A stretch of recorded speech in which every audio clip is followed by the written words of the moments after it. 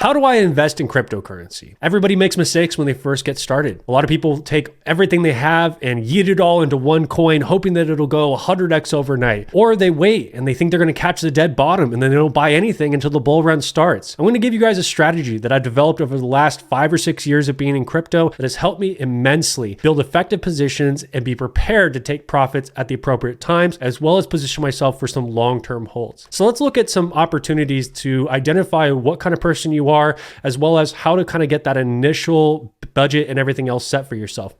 So the first one is, how often and how much fiat are you going to deposit for your crypto investments? So do you get paid every week, bi-weekly, monthly? And you want to determine how much you want to actually get invested. You need to decide what kind of strategy is best for you: dollar cost averaging, limit orders, or a combination thereof. I'm going to give you guys a hint. A combination is going to get you a lot further. 3, are you keeping a portion of your position long-term? And sometimes the answer is no. Not every project is a long-term project. The consistent investor strategy also comprised of depositing a set amount into your exchange of choice regularly. So whether it's Coinbase or Uphold or Binance, whatever your preferred one is, you're going to be depositing every single month without fail. 2, you're going to set aside 25% of your total desired investment each month as a fiat reserve bag. Everybody likes to skip over this part. They think that they don't need to set aside a fiat reserve bag until the market crashes or there's a huge dip in the market and you really wish that you had that fiat. This is probably the most crucial step in the consistent investor strategy besides the dollar cost averaging itself. 3, deploy the remaining 75% in equal parts over 4 weeks, or use a combination of DCA and limit orders. So what would that look like if you had a $5,000 monthly contribution? And again, this number is different for everybody. Don't feel like you need to go beyond your means. Stick to a budget that works for you, that you're comfortable with, that you can be consistent with. So in this example, we'd have $1,250 that was going into a cash position. I recommend taking stable coins. USDC is my preferred one, and dropping those in your cold storage device. I use a Ledger Nano. You can use a Trezor, anything you like, but cold storage is the way to go.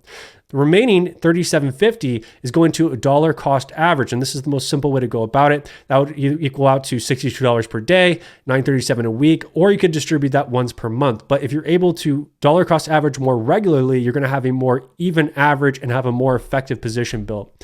Now, a lot of people look at the fiat reserve bag and they go, well, it's not that much money, right? But if you look at it over time, right, over 3 months, that's a $3,750 fiat reserve bag. Over 6 months, that's almost $7,500. Over 9 months is almost $12,000. And over a year is $15,000 off this $5,000 monthly contribution.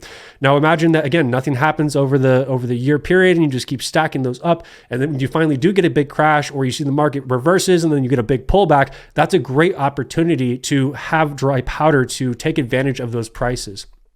Now, when it comes to long-term holds, you need to calculate a few things.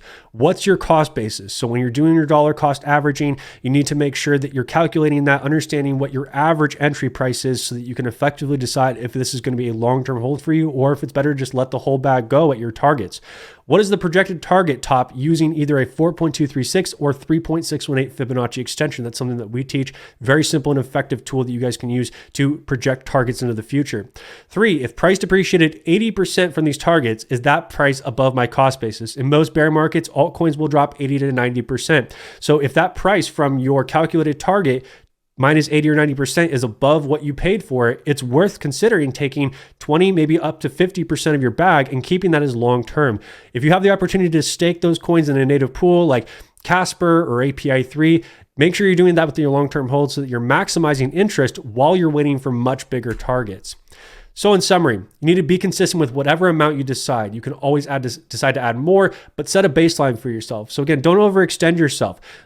Take a look at your budget, decide what your actual needs are, set aside money for entertainment and other emergencies and things like that, right? This shouldn't be coming out of your savings account. Set aside an amount of money that makes sense for you. If that means $100, a month, stick with $100 until you can effectively add more to that. Be selective with your long-term holds and have an exit plan, even if it's several years. Never just say, I'm going to hold this coin forever because I think it's just going to keep going up and up and up. You should be using Fibonacci extensions to look deep in the future so you can understand what those targets are and what your potential ROI is, so you have a plan with those long-term holds.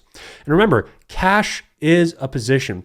Fuel your fiat bag regularly as you would with any other asset. You should be putting money aside diligently and just as passionately as you were buying Bitcoin, Ethereum, XRP, or whatever your coin of choice is. Okay, guys?